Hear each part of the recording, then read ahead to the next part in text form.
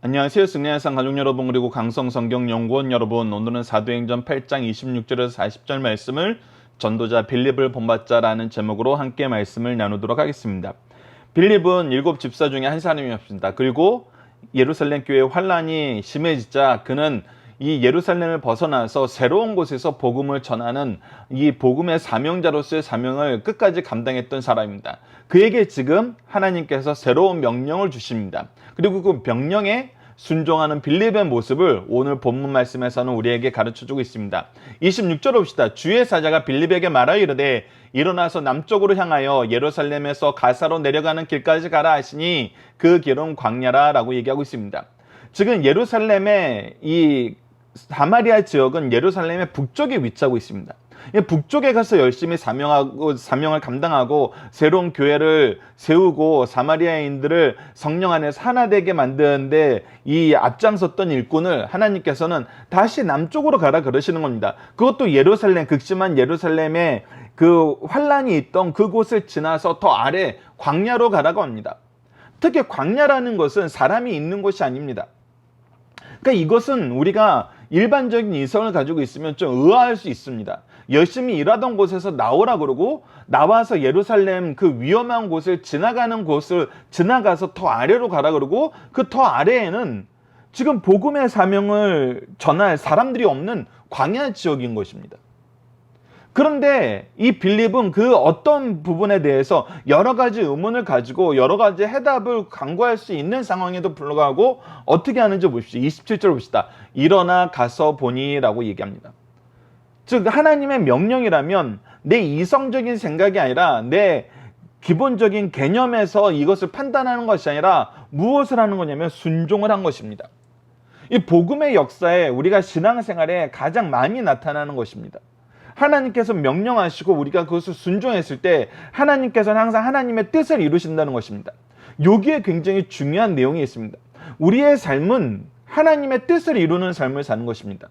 하나님의 은혜의 역사 안에서 살고 있어요. 우리의 삶의 시작도 과정도 마지막도 다 하나님이십니다. 그런데 우리가 가끔 하나님의 명령을 들을 때 이것을 우리가 이성적으로 판단하고 평가하고 이 평가의 근거로 결론을 내리려고 합니다. 그러니까 순종보다는 내 생각이 우선될 때가 있습니다. 그러나 빌립은 오늘 본문에서 철저하게 보여줍니다. 자기가 열심히 사역했던, 그래서 그 전에 없었던 결과를 이뤘던 이 사마리아 지역을 떠나라 했을 때 주저없이 떠납니다. 그 떠나라고 했을 때 그 방향이 내가 원하지 않는 방향인데 그럼에도 순종합니다. 그리고 그곳에서는 내가 기존에 하던 일을 할 수 없는 광야인데 그래도 순종합니다. 오늘 빌립이 우리에게 보여주는 본은 철저한 순종입니다. 자, 그때 어떤 일이 발생합니까? 거기에 가서 보니 에디오피아 사람 곧 에디오피아 여왕 간닥의 모든 국고를 맡은 관리인 네시가 예배하러 예루살렘에 왔다가, 즉 여왕의 국고를 맡은 이 에디오피아 관리를 만나게 되는데, 네시를 만나게 되는데 이 사람도 굉장히 특이합니다. 저 뭐하러 왔냐면 예배하러 왔습니다. 하나님을 경배하러 왔다는 거예요. 경배하기 위해서 일부러 예루살렘까지 왔다는 것입니다. 그가 일부러 휴가를 가장 자기 시간에 유용한 시간을, 자기에게 가장 자기를 위해서 쓸 수 있는 시간을 우리 하나님께 예배하러 왔다는 것입니다. 그래서 왔다가 지금 돌아가는 길이었어요. 돌아가는 길에 또 무엇을 하고 있냐면 선지자 이사야의 글을 읽고 있더라는 것입니다. 여러분들, 이것은 굉장히 우리에게 중요한 내용을 가르쳐 줍니다. 우리가 이제 성경 전문 교수로서 대부분이 우리는 어려서부터 성경을 그래도 많이 접할 수 있는 환경에서 자랐습니다. 우리가 승리한 삶으로 처음 이 성경 공부를 시작할 때도 우리는 연속 강해 설교라는, 박유일 목사님의 연속 강해 설교라는 정말 꾸준한 말씀을 한 절 한 절 다 상고하는 그런 환경에서 살았습니다. 그래서 우리는 말씀을 듣는 것이, 말씀을 가까이 하는 것이 전혀 어렵지 않은 삶을 살고 있어요. 그러나 여러분들, 이제 우리의 생각을 이 뒤로 한번 돌려봅시다. 예수님 제세 시에, 그리고 그 시대에 여러 가지 문서적인 부분에 대해서 어려움이 있을 때, 그래서 각 사람이 성경책을 가지고 있는 것이 아니라 회당에 모였을 때 회당에서 읽어주는 것을 굉장히 집중해서 들어야 되는 시기에, 그래서 그들이 가지고 있는 것이 그렇게 많지 않고 문서가 보급되지 않았을 때, 그리고 다 이것을 필사해서 성경을 만들어가던 그 시대에 이 에디오피아 여왕 간데게의 국고를 맡은 이 내시는 자기가 지금 현재 놓여있는 여러 가지 상황 속에서 자기가 가지고 있는 모든 것을 걸어서 뭘 하고 있는 거냐면, 자기가 하나님께 예배하고 하나님 말씀을 가까이 하는 것을 자기 삶의 가장 즐거운 모습으로 가지고 있더라는 것입니다. 사실 에디오피아 내시를 통해서 우리에게 보여주는 모습이 이겁니다. 우리가 지금 현재 있는 위치, 현재 처해 있는 상황, 현재 우리에게 주어진 자원을 가지고 우리는 무엇 하는 데 쓰냐는 겁니다. 우리가 이것을 가장 의미 있게 쓴다는 것은 어떤 모습이냐는 겁니다. 여러 가지 얘기를 할 수 있는데, 오늘 이 빌립의 본뿐만 아니라 이 에디오피아 내시의 경우에서도 우리에게 보여주는 본은, 내 상황에서 가장 우리가 힘써야 될 것은 하나님께 예배하는 것이고 하나님의 말씀을 우리가 가까이 하는 삶이라는 것입니다. 여러분은 이것에 대해서 또 어떤 사람들은 반론을 제시합니다. 왜 반론을 제시하냐면, 하나님께서 복음의 사명을 주셨기 때문에, 이웃을 사랑하는 그 계명을 주셨기 때문에 이웃을 사랑하는 게 먼저 되어야 되죠 라고 얘기합니다. 근데 우리가 이미 사도행전 앞서 다 봤지만 이 7 집사를 쓸 때 무슨 일이 있었습니까? 이웃을 사랑하고 이웃을 돌보는 것보다 사도들이 더 중요하고 더 근본적으로 여겼던 건 무엇입니까? 바로 말씀과 기도에 전념하는 것입니다. 이 얘기는 뭐냐면, 우리가 이웃을 사랑하는 거에서도 우리가 10계명에서 분명히 그 부분이 나타나잖아요. 첫 번째 1계명부터 4계명까지는 하나님을 사랑하는데 어떻게 사랑해야 되는지 가르쳐 줍니다. 5계명부터 10계명이 바로 이 하나님을 사랑하는 삶의 모습 안에서 우리가 이웃을 사랑할 수 있음을 가르쳐 줍니다. 하나님을 사랑하지 않으면서 이웃을 사랑한다는 건 2가지입니다. 어떻게 보면, 좋게 보면 3가지로도 볼 수 있어요. 첫 번째는 뭐냐면, 내 기준에 의해서 사랑하는 것입니다. 내가 할 수 있는 만큼만 사랑하겠다는 거예요. 2번째는 내 목표가 있어서 사랑하는 것입니다. 사실은 이 2가지 범주에서 벗어나지 않아요. 근데 하나님께서 내 몸과 같이 사랑하라 하셨을 때는 우리를 사랑하시기 위해서 예수님이 오셨던 그 모습으로 사랑하는 거거든요. 그래서 이것은 완전히 다른 사랑입니다. 내가 원래 성향이 너무나 좋아서 섬기길 좋아하고 사랑하길 즐거워하는 사람이 사랑하는 거랑, 예수 그리스도께서 우리를 사랑하시는 그 사랑의 모습은 완전히 다른 것이다. 뭐에서 다르냐면 목표에서 다릅니다. 예수님이 우리를 위해서 죽으셨던 그 죽으심은 무엇하기 위해서 죽으심이었습니까? 바로 우리를 하나님과 하나 되게 하기 위해서, 하나님과 화평하게 하기 위해서, 우리의 죄를 속죄하시고 우리를 의롭다 하시기 위해서 죽으심과 부활을 통해서 우리를 사랑하신 것입니다. 그래서 우리의 최종적인 목표는, 예수 그리스도께서 우리를 사랑하셨던 그 사랑의 최종적인 목표는 뭐였냐면 우리가 하나님의 자녀 되는 거였습니다. 이 구분은 우리가 분명히 알아야 됩니다. 우리가 이웃을 위해서 목숨을 버렸어도 그 목적이 하나님의 자녀 되게 하는 것이 아니었더라면 우리는 하나님의 사랑으로 살아가는 것이 아닐 수 있습니다.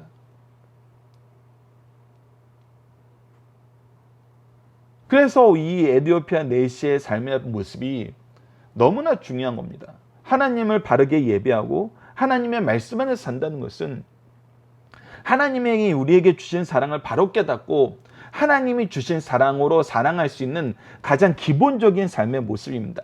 하나님을 사랑하는 모습이에요. 하나님의 사랑으로 하나님을 사랑하는 사람이 하나님의 사랑으로 이웃을 사랑할 수 있는 것입니다.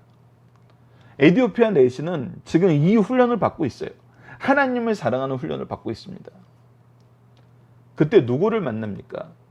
하나님의 명령으로 이 에디오피아 내시를 찾아온 빌립을 만납니다. 즉 하나님의 사랑으로 자기를 사랑하기 위해서 준비하신 하나님의 일꾼을 만나는 거예요. 그래서 29절에 성령께서 또 명령하십니다. 성령이 빌립더러 이르되 이 수레로 가까이 나아가라 하시거늘, 그러니까 어떻게 해요? 빌립이 달려가서 순종합니다. 또 명령을 하니까 순종을 합니다. 근데 명령할 때 순종하자 나타나는 역사가 있었어요. 그것이 무엇이냐면 바로 선지자 이사야의 글을 읽는 것을 듣고 말하되 읽는 것을 깨달았냐라고 묻습니다.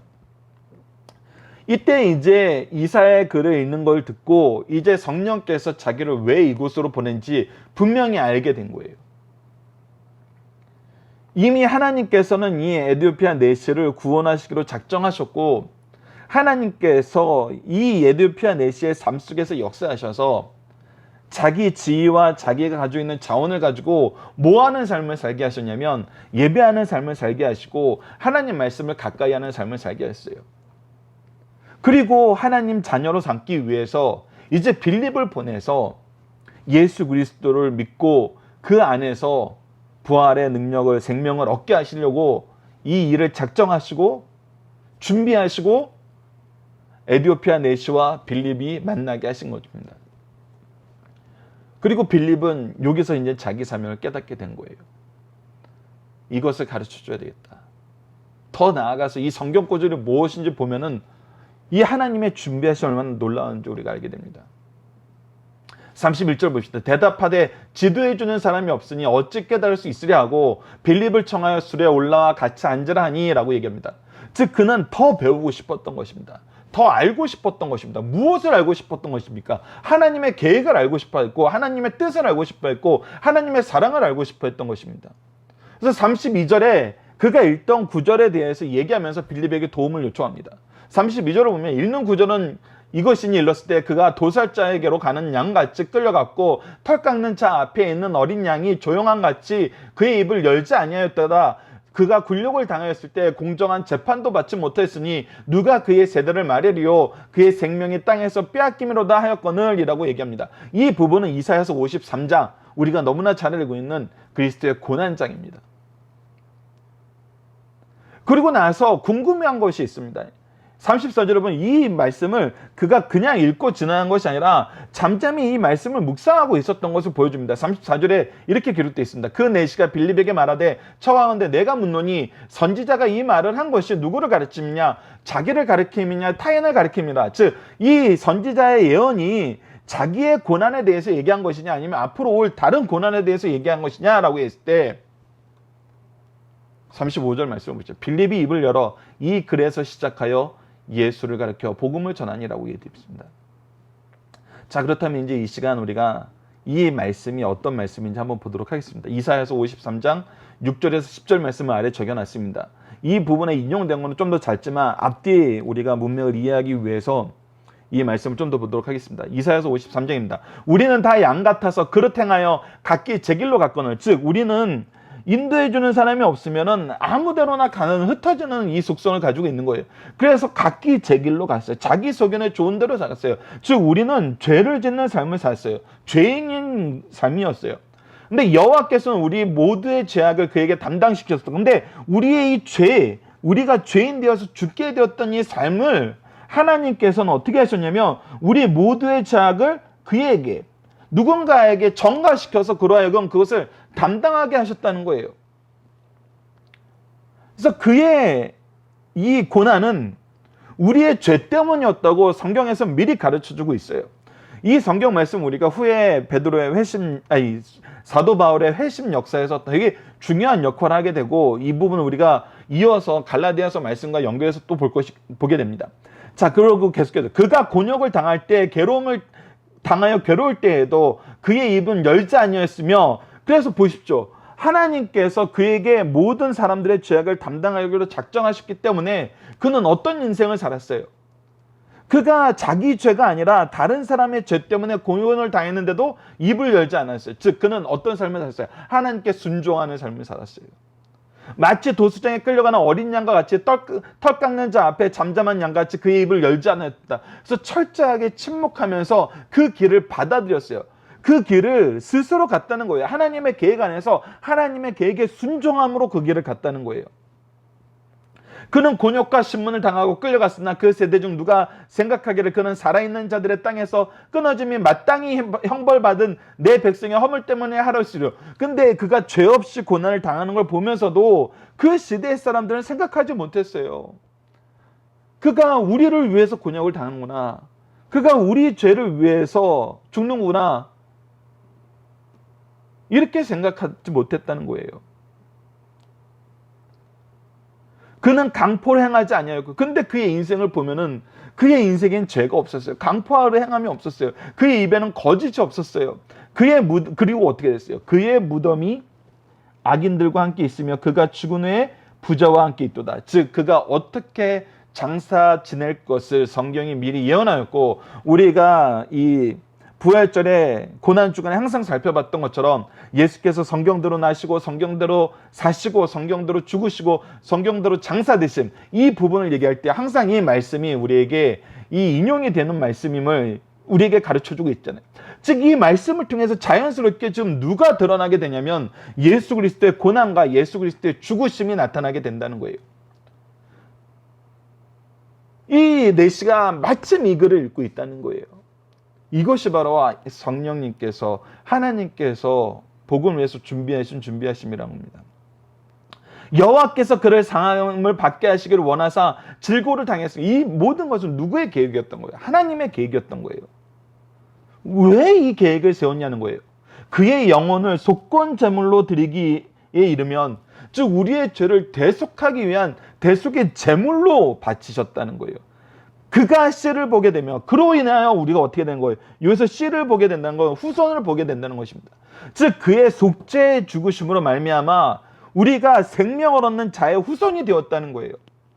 우리 로마서에서 살펴봤던 것처럼 한 사람이 죄를 지음으로 온 인류가 죄를 범한 것처럼 한 사람이 우리의 죄를 속죄함으로 우리가 의롭다 하심을 얻게 되는 이 놀라운 역사를 우리가 경험하게 된다는 거예요.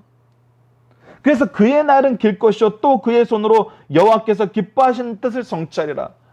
그의 통치와 그의 이 구속의 은혜의 역사는 하나님이 기뻐하시는 것이고 하나님이 이루시고자 계획하셨던 삼위일체 하나님의 구속의 역사의 성취라는 거예요. 그러니 당연히 이 말씀을 통해서 예수 그리스도의 복음이 선언되죠. 구약을 통해서 예수 그리스도의 복음이 선언되는 것은 너무나 자연스럽고 당연한 것입니다. 그것을 우리에게 또 아주 잘 가르쳐주는 것이 바로 로마서였죠.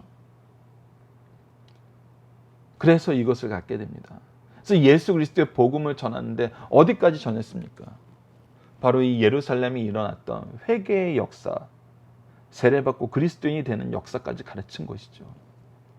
이 가르침을 받은 내시가 어떻게 합니까? 36절 봅시다. 길 가다가 물 있는 곳에 이르매 그 내시가 말하되 보라 물이 있으니 내가 세례받음이 무슨 거리낌이 있느냐. 이건 무슨 뜻입니까? 나도 그리스도인이 되겠다. 나도 예수님 믿고 예수 그리스도를 통해서 이 속죄의 은혜를 누리며 하나님의 백성이 되고 싶다라고 얘기하는 겁니다. 누가? 에디오피아에서도 높은 관리직을 맡고 있는 이 사람이,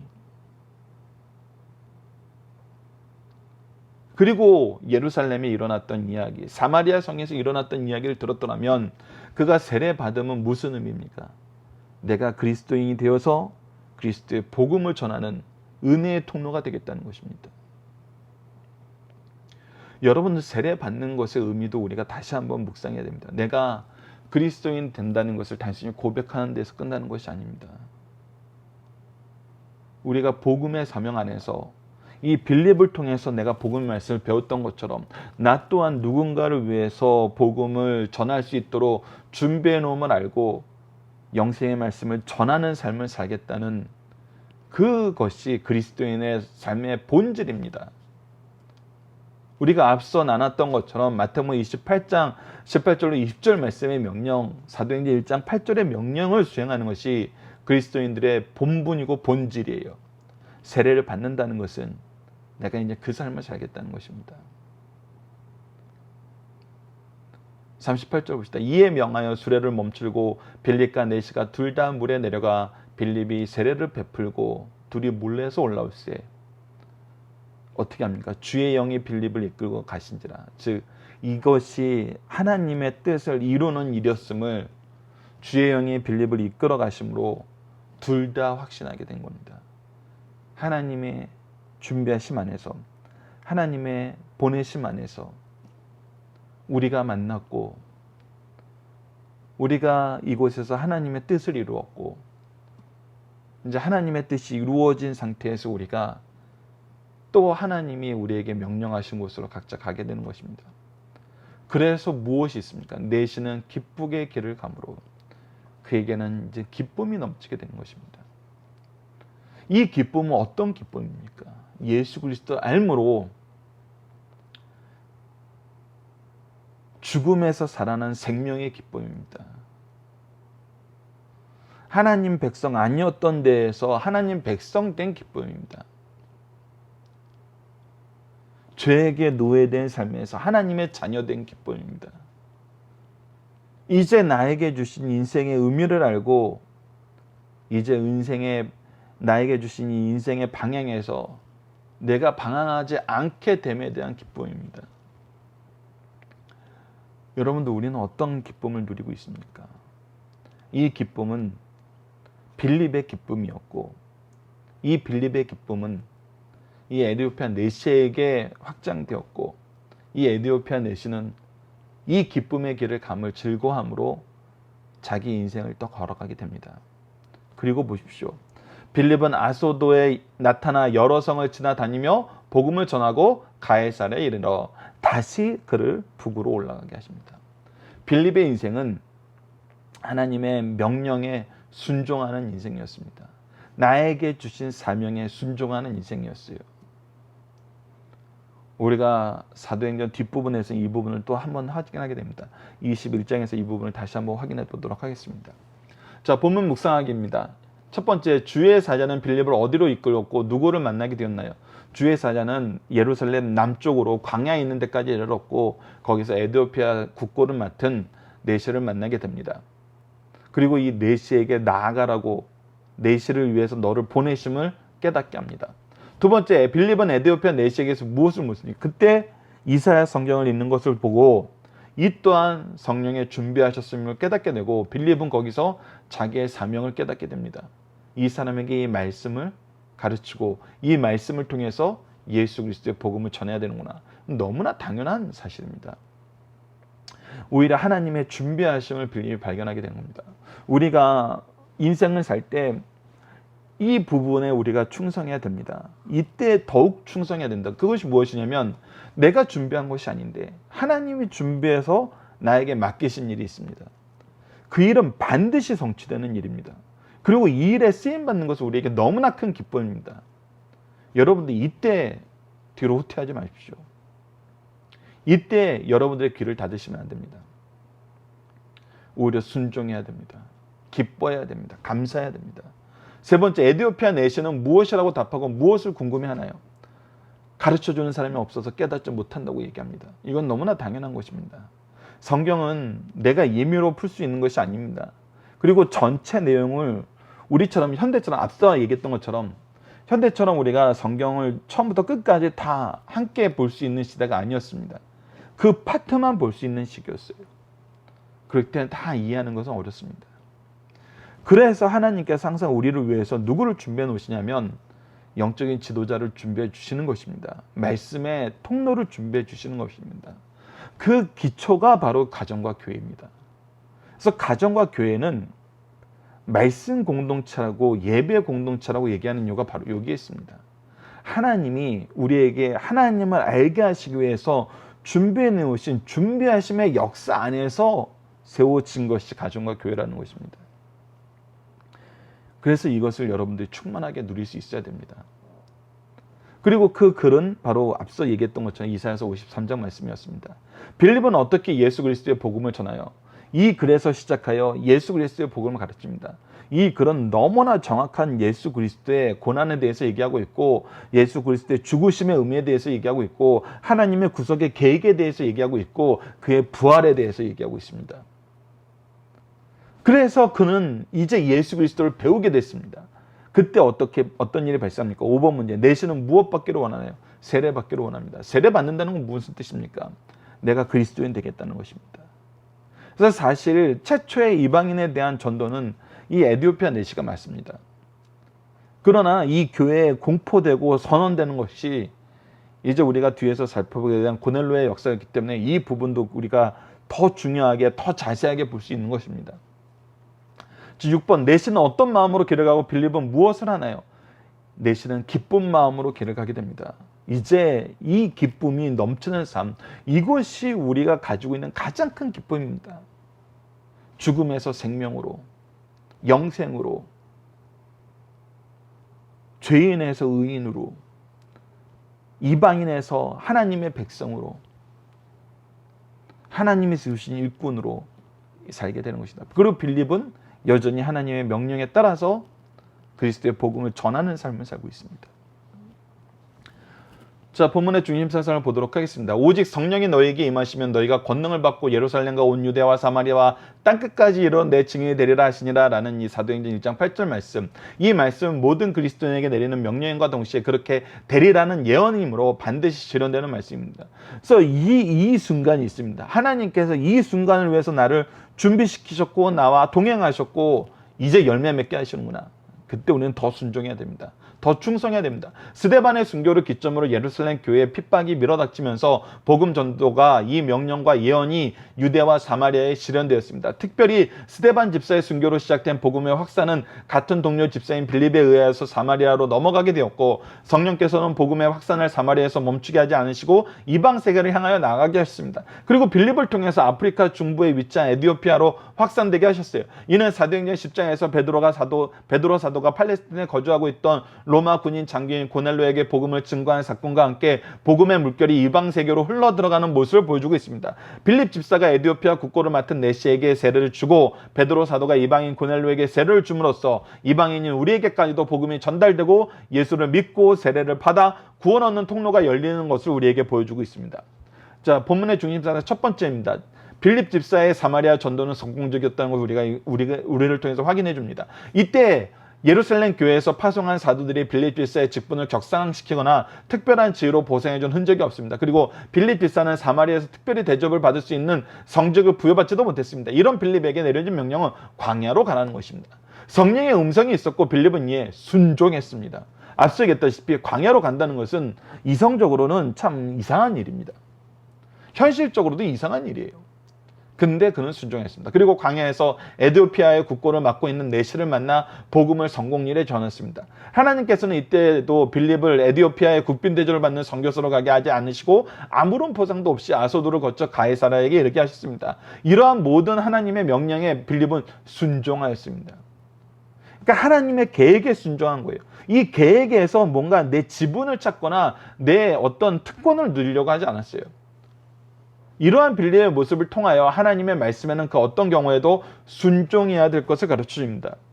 그러니까 순종이 너무나 중요하다는 것입니다. 두 번째, 에티오피아 내시는 이상적인 구도자, 성도의 상을 보여주고 있습니다. 에티오피아 내시는 높은 지위와 힘이 있고 업무도 막중하여 쉴 틈이 없음에도 먼 타국까지 진리를 찾아가는 열정이 있었으며 좋은 세상을 만나자 모든 체면을 버리고 겸손히 진리를 배웠고 이를 받아들였어요. 앞서 얘기한 것처럼 그는 자기의 지금 모든 환경을 이용해서 무엇하는 사람이 되고 싶었냐면 예배하는 자가 되고 싶었고 하나님을 아는 자가 되고 싶었던 거예요. 여러분, 우리가 이거 배워야 됩니다. 우리가 너무 쉽게 얻은 것을 이제 이것을 너무나 당연하게 여겨서는 안 돼요. 한창 이민이 정말 중요한 사회의 어떤 목표로 대두가 되었을 때, 특히 선진국에 가는 거에 대해서 얘기했을 때 그 나라 영주권을 얻고 시민권을 얻기 위해서 노력해 본 사람들은 다 얘기하는 것들이 있어요. 이곳에서 그냥 아무 의미 없이 사는 사람들도 정말 이 땅에 태어났다는 것으로 우리는 정말 얻고 싶어하는 영주권과 시민권을 가지고 태어나는데 이들이 그 소중한 의미를 이해하지 못한다는 거예요. 이 은혜를, 이 축복을 이해하지 못한다는 거예요. 우리도 그래서는 안 됩니다. 우리가 말씀을 쉽게 접할 수 있고 언제든지 접할 수 있다는 것 때문에 이것을 멀리하거나 이것을 소중히 여기지 못하는 삶을 살아서는 안 됩니다.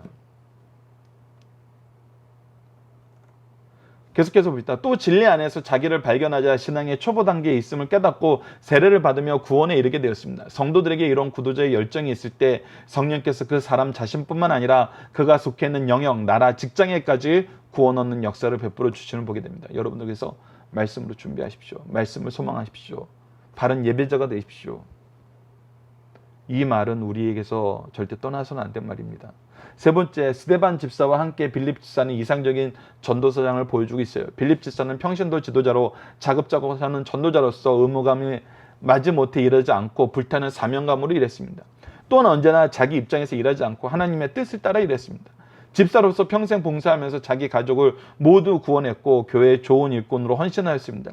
이것을 우리가 21장에서 확인하게 됩니다. 열심히 일하며 큰 성을 거두고도 대접받기보다는 늘 성결히 하였습니다. 언제 어디서나 이러한 이상적인 교회 일꾼들이 되어야 할 것을 우리는 이렇게 가르쳐주고 있습니다. 자, 본문 다지기를 통해서 좀 더 보도록 하겠습니다. 하나님의 명령에 빌립은 어떤 반응으로 응답했습니까? 바로 순종했습니다.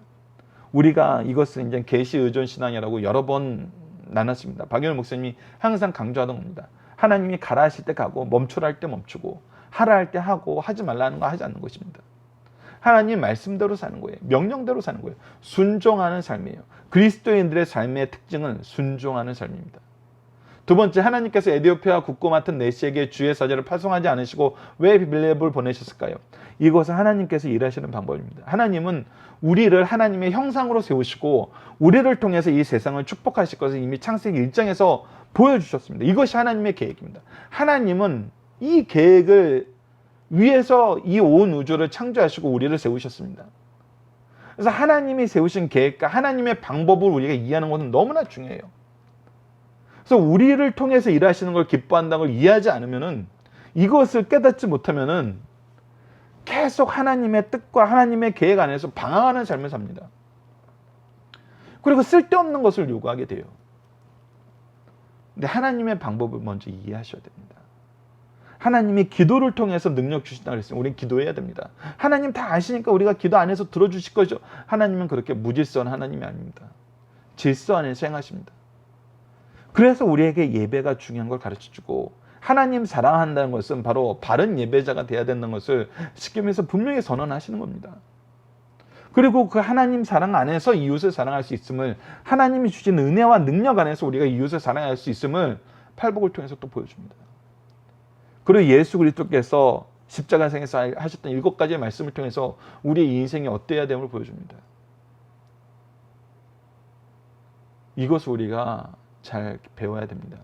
자, 세 번째, 에디오피아 여왕 간다게의 모든 국고를 맡은 관리인 내시가 지닌 열심은 무엇입니까? 하나님에 대한 열심이었습니다. 예배자가 되고 싶고 하나님을 알고 싶었고 하나님의 계획을, 구속의 계획을 알게 되자 그리스도인 되기를 기뻐했습니다. 네 번째, 우리가 왜 성경을 읽으나 깨닫지 못하나요? 이 에디오피아 내시가 깨닫지 못했던 건 무엇입니까? 이 말씀을 온전히 알지 못하기 때문입니다. 잘 배우지 못했기 때문입니다. 그러나 오늘 본문 말씀을 통해서 우리에게 가르치는 건 무엇입니까? 하나님께서는 복음의 말씀을 배울 수 있도록 우리를 위해서 준비해 놓은 일꾼이 있다는 것입니다. 이 내시에겐 빌립이 있었던 것처럼 우리에게는 지금 우리가 속된 교회에 말씀 지도자들이 있습니다. 또한 우리로 하여금 이 말씀의 축복을 누리게 하시기 위해서 오랫동안 박유열 목사님하고 같이 신앙생활을 하게 하고 강해집으로 계속해서 은퇴 후에도 말씀을 보게 하고 이 승리하는 삶을 통해서 이렇게 계속 말씀을 나누게 하시잖아요. 이것이 하나님의 준비하심이라는 겁니다. 이 준비하심 속에서 우리가 열심히 배우고 또 열심히 가르치는 삶을 사는 것입니다. 이 모든 것에 하나님의 준비하심이 있습니다. 우리가 그냥 읽으면 깨닫지 못하나 하나님의 준비하심 속에서 바르게 신앙생활 하면은 깨닫게 하십니다. 특히 여러분들이 축소된 교회, 여러분들의 영적인 지도자를 통해서 이것을 잘 보십시오. 그리고 성경에서 항상 주의 주는 건 무엇입니까? 거짓 선생은 구분할 줄 아셔야 됩니다. 거짓 선생을 구분할 줄 아셔야 돼요. 그것을 하지 못하시면은 여러분들 이상한 곳에 빠지게 됩니다. 자, 다섯 번째, 내시의 결단력 있는 믿음은 우리에게 무엇을 가르쳐 줍니까? 우리가 그리스도인 된다는 것이 얼마나 기쁘고 즐거운 일임을 보여줍니다. 그리스도인으로 산다는 것이 얼마나 행복하고 중요한지 우리에게 가르쳐주고 있습니다. 빌립의 향방은 누구에 의해서 결정됩니까? 하나님에 의해서, 성령에 의해서 하나님의 뜻에 의해서 결정됩니다. 그리스도의 명령에 의해서 결정되는 것입니다. 이것을 우리도 같이 따라야 됩니다.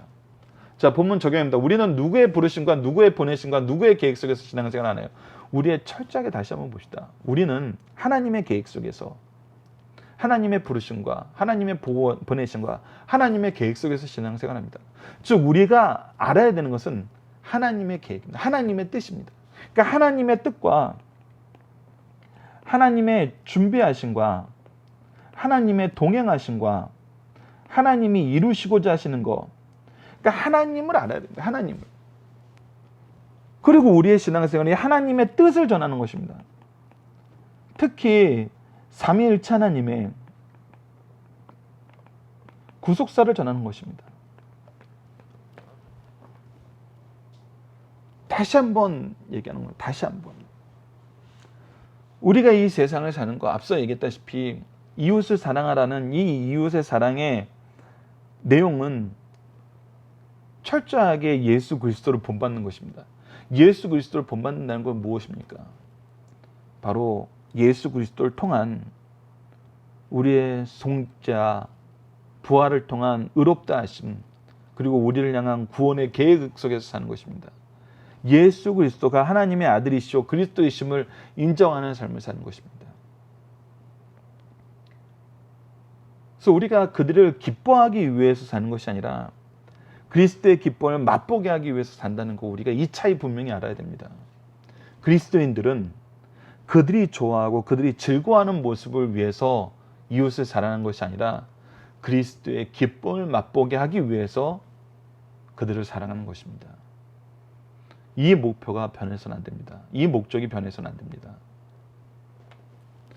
자, 이번 주 공동 기도 제목, 예배를 회복하고 교회를 세우고 복음의 열매를 맺는 가정과 교회가 되게 하도록 나를 사용하여 주소서입니다. 그리고 오늘 본문 말씀을 통해서는 우리가 하나님의 부르심으로 교회에 나오게 되었고 하나님의 뜻으로 일꾼으로 세우심을 받았고 일할 곳에서 충성하게 하심을 감사합니다. 우리가 맺는 열매는 복음의 열매임을 보게 하시니 감사합니다. 우리가 어느 곳으로 보내심을 받든지 어떤 상황 속에 놓이든지 하나님의 뜻 안에서 삶을 살게 하시고 하나님의 복음의 열매를 감사하는 삶을 살게 해 주소서 기도하는 우리 승리하는 삶 가족 여러분들, 강성성경연구원 여러분들에게 기도합니다. 감사합니다.